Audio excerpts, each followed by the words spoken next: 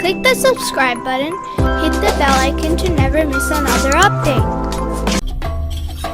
Lesson 5. Eat fresh fruits.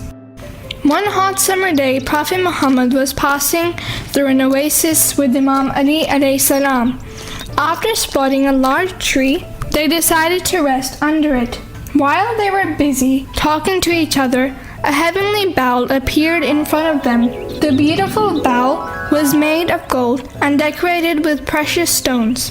When they looked carefully, they saw that it was filled with fresh grapes and juicy dates.